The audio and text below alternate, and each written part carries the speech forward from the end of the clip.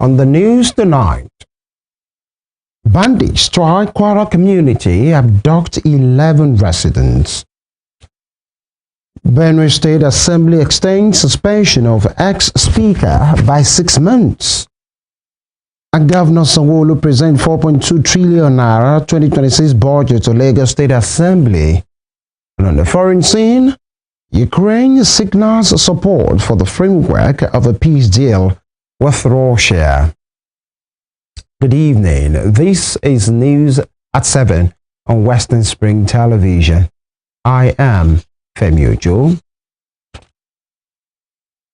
Bandits have struck the Isapa community of the Ekiti local government area of Kwara State, abducting about 11 residents. The gunmen, numbering more than 20, stormed the community with a large herd of cattle on Monday, firing shots indiscriminately. A community leader who confirmed the incident said 11 people were abducted, with 7 victims belonging to the same family. The kidnapped victims include a pregnant woman, 2 nursing mothers, and several young children. Eyewitness accounts had it that the attackers moved through parts of the town, leaving bullet holes in walls and doors. The latest attack on the Shapa community comes about 2 weeks after gunmen struck the Christ Apostolic Church in Eruku, an area in the same local government. They kidnapped 38 members of the church, while others reportedly died during the assault. However, the abductees have been released. And in the meantime, the Nigerian Army says troops of the 12th Brigade have intercepted a major drug courier and recovered the large consignment suspected to be cannabis sativa in Kogi State. In a statement posted on his X handle this morning, the Army said the interception was part of ongoing operations to disrupt criminal activity and block the movement of illicit substances linked to banditry and violent crimes. It disclosed that the feat took place on Monday when troops at the Agbede response area conducted a routine stop and search in a Toyota Camry traveling from Ekiti State to Obachana. The statement signed by the Acting Assistant Director, Army Public Relations, 12th Brigade Nigerian Army, Lieutenant Hassan Abdullah, revealed that a thorough search of the car led to the discovery of 10 sacks of cannabis sativa weighing 108.8 kilograms concealed inside the vehicle. He added that the suspect and recovered drugs have been handed over to the National Drug Law Enforcement Agency (NDLEA) Kogi State Command for further investigation and necessary action. And still with security, the Inspector General of Police, Kayode Egbetokun, said the police force is to fight the evil confronting Kebbi State till peace is restored. The police chief stated this during a visit to the governor of Kebbi State, Nasir Idris, at the state government house following the unfortunate kidnapping incident of 17th November in Maga. IGP Egbetokun stated that the loss of life and properties is unacceptable, assuring the state of the police commitment to fight those aforementioned trouble in the state. To you today is a direct response to the massive pain and instability that have been caused by a recent surge in terror and bandit attacks on vulnerable communities in Kebbi State, which has led to the closure of schools in the state. Your Excellency, the leadership of the Nigerian Police Force recognize the profound pain, the intense pressure, and the deep fear that has gripped communities in this state. The loss of life and the violation of our peace is utterly unacceptable to us. I want to assure you, Your Excellency, that the Nigerian Police Force understands the gravity of the situation on ground, and I want to assure you that we stand with you. Meanwhile, the Secretary of Zuru Local Government Area of Kebbi State, Abdurrahman Manga, is confident of the return of all abducted schoolgirls from the Manga community of the area. Manga spoke in an interview this morning saying the Kebbi State government is putting in efforts to ensure the safe return of the school children who were taken away last week. He further added that mechanism has been put in place to ensure a well-coordinated rescue operation. Already all machineries have been put in place to ensure that these girls are rescued and brought back to Kebbi. Because as we speak, the president has given a marching order to the state minister for defense, and already he's in Kebbi, and they have been always in a closed door meeting, seeing how they can be able to sort this matter out.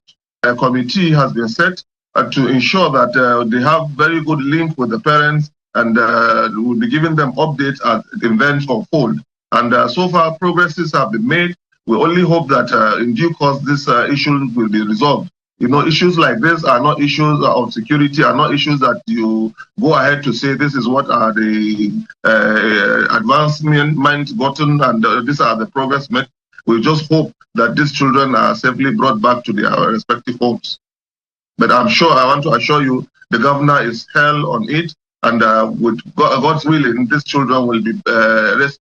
And in the National Assembly, the House of Representatives today held special plenary session on national security. A delegation of St. Kitts and Nevis, led by the Speaker of his Parliament, Lanine Blanchette, as well as a group from the United States Embassy, were admitted into the chamber for the plenary. During the proceeding, the Deputy Speaker of the House, Benjamin Kalu, proposed penalties in the next 6 months for government officials who negotiate ransom payments. Kalu spoke on Tuesday at the lower chamber's special session on national security, saying a legislative move to make that happen will help in addressing insecurity in Nigeria. The Abia-born lawmaker declared rising insecurity in the country and believes the situation needs urgent action from the federal government and security agencies. He also called for better policing, suggesting the speeding up of the process for the creation of state or local police.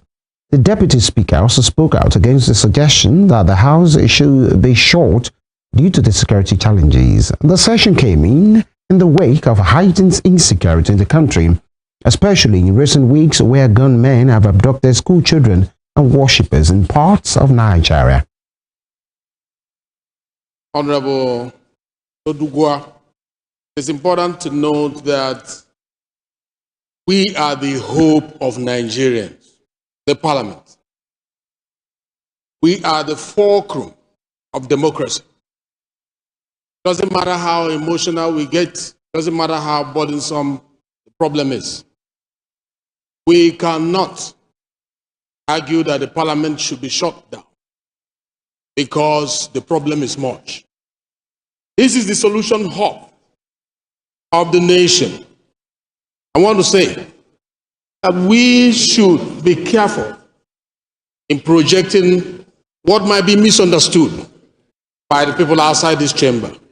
Mr. Speaker, no problem is too big for the parliament to handle. We will not shut the parliament.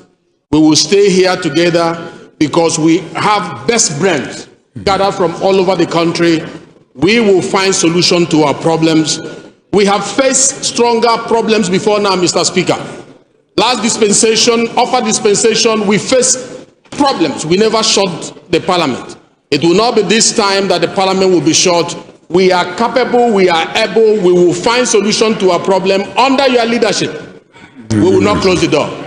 And in Benue State, the State House of Assembly has extended the suspension of former Speaker Nyasit Dajo by an additional 6 months. The extension followed the motion moved during today's plenary by Tena Shimawa APC Kian.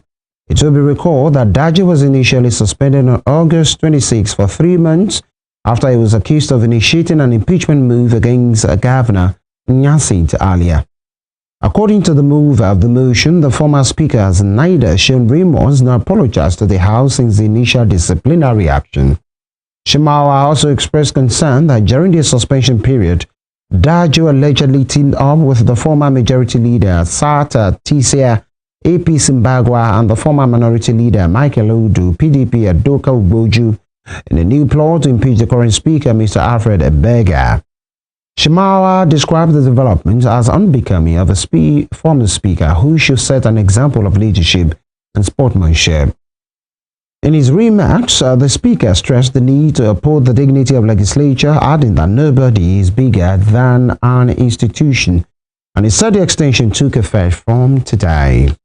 In another development, the Lagos State Governor Babajide Sanwo-Olu today presented a proposed 4.237 trillion naira budget for the 2026 fiscal year to the State House of Assembly. Security was heightened within and around the Assembly complex, with officers from the police, the Nigeria Security and Civil Defense Corps, and the Lagos State Neighborhood Safety Corps stationed at major entry points. Members of the State Executive Council, local government officials, traditional rulers, and other guests attended the session, which was presided over by the Speaker, Mudasiro Obasa.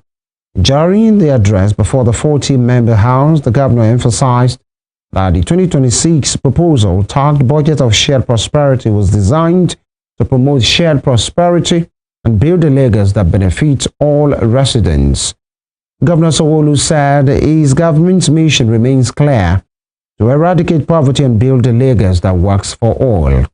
He further noted that the budget is anchored on 4 strategic pillars: a human-centered approach, modern infrastructure, a thriving economy, and good governance. Lagos continues to show that it's possible when ambition meets execution. As we prepare for the next phase of growth, our mission remains clear: to eradicate poverty, to expand opportunity, and to build a Lagos that works for everyone. A Lagos that is safe, that is secure, a Lagos that is functional and productive. Our vision continues to guide every fiscal decision that we make. We want to deliver a greater Lagos where shared prosperity is not just an aspiration, but a live and felt reality.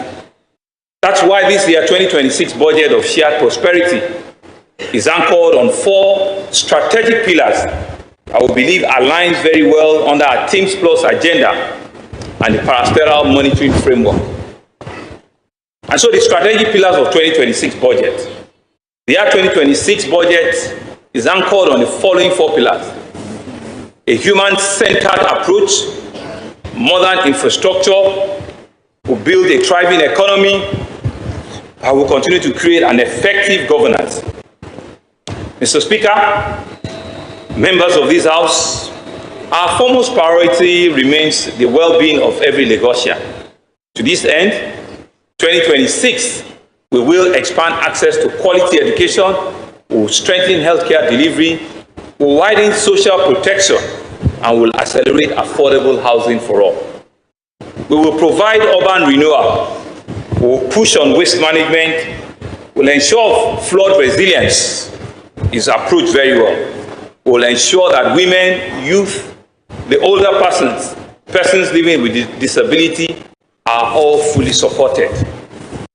Governor Chukwuma Soludo has presented a budget proposal of 757 billion naira for 2026 to the Anambra State House of Assembly for approval. Governor Soludo said the proposed budget tagged Changing Gears 3.0 Solution Continues reflected intensified focus on the execution of his administration's transformative agenda. He said that the budget was made up of 595.3 billion naira capital expenditure, accounting for 79% of the total budget size, while 161.6 billion naira was allocated for recurrent expenditure, translating to 21% of the total budget. The governor said the budget has a deficit of 225.7 billion naira, which is expected to be financed through hybrid funding options, public-private partnerships, improved internally generated revenue, concessions, and support from financial institutions. He added that the 2026 budget framework is designed to drive growth across all sectors, doing what they remain committed to responsible fiscal management with no borrowing for consumption. This administration remains fully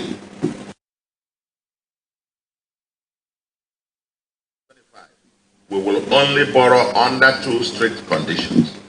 The loan must be concessionary with low interest rate. clear, measurable plans for future repayments. No borrowing for consumption, no borrowing for frivolities. Only borrowing to build assets, generate revenue, and strengthen the future. Honorable members, funding the budget remains one of our most persistent challenges. Under this administration, frugality is not a slogan, it is a culture, a discipline, and a way of life. Our mantra remains doing more with less. It is no accident that Anambra has been ranked #1 in fiscal transparency and more recently, the leading state in fiscal sustainability. We have cut the cost of governance to the bare bones, prioritizing value over volume. The unprecedented ratio of 21% recurrent to 79% capital expenditure speaks volumes. We are investing in tomorrow, not consuming today. Our weakest link, however, remains the internally generated revenue. For several years, our IGR performance has consistently fallen short of budgeted expectations and potential. Here in Osun State, people, especially those who work in corporate, have been enjoined to prioritize regular checkups and exercise and to also shun sedentary lifestyle. This was the focus of talks at the medical outreach organized by Rave 91.7 FM, a fitness work as part of activities marking its 10th anniversary celebration. Lydia Adibaju has the rest of the story. It was a weekend of health and wellness as staff and friends of Rave 91.7 FM marched many kilometers all the way from Freedom Park to the Township Stadium in the capital city. Accompanied by sounds and beats, the crew walked, danced, and even jogged just so that the body is warmed up.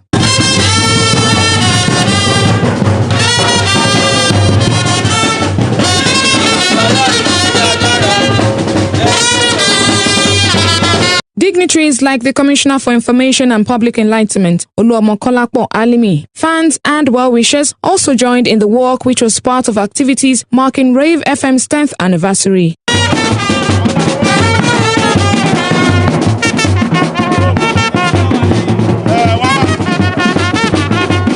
Meanwhile, it was another session of workout after the procession arrived at the stadium, one that made the kilometers walk seem like a walk in the park. 3, 1, 2, 3, go! 4, 1, 2, 3, go! 5, 1, 2, 3, go! 6, 1, 2, 3, go! Speaking after the session, the CEO of Rave 91.7 FM, Dr. Femi Adefila, commended all present, especially Honorable Kolakpo Alimi and Rave FM listeners and fans, for showing up with the Rave FM crew for the walk. I want to appreciate the Honorable Commissioner, Honorable Kolakpo Alimi. We didn't, please, let's put in a round of applause. Let's give a round of applause, please. Let's put our hands together powerfully for him, please. I did not tell him personally. He had on radio like every other person. And as a proactive person, he decided to join us. Let's put our hands together powerfully for him. He's been a friend, an ally, and a dependable partner to Rave 91.7 FM. Then my friend, the latest PhD holder in town, Dr. Nikolai. Thank you so very much. We also have a radio. So our TV fans, Baketichi, and every member of Brave Nation.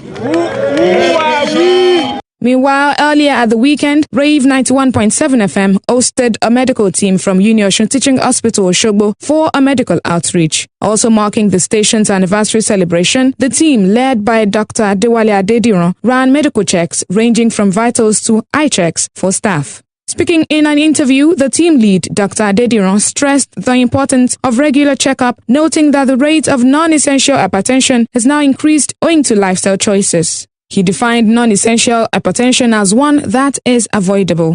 It is found that it has been discovered that the rate of hypertension, non-essential hypertension, has constantly increased in younger age nowadays because of our sedentary lifestyle, our sedentary lifestyle, the food we are consuming, the type of our social habits, and what we are eating, and what we are drinking in form of caffeinated drinks. These have significantly increased the number of patients suffering from hypertension.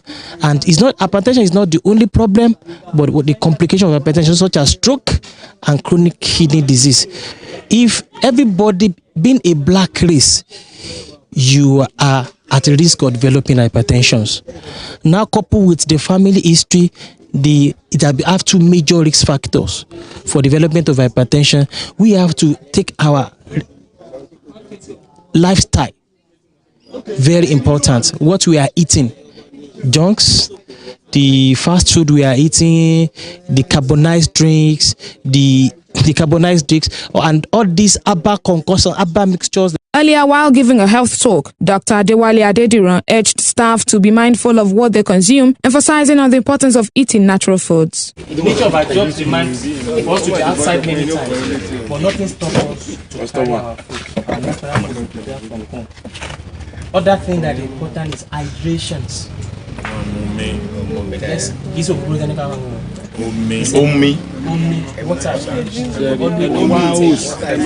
water is life. It dilutes our blood and circulation. The team also commemorated with Rave 91.7 FM on its 10th anniversary and prayed for greater days ahead. Meanwhile, staff were enjoined to shun sedentary lifestyle, which is very common with people in the corporate careers. Lydia Adegbaju, Western Spring Television News.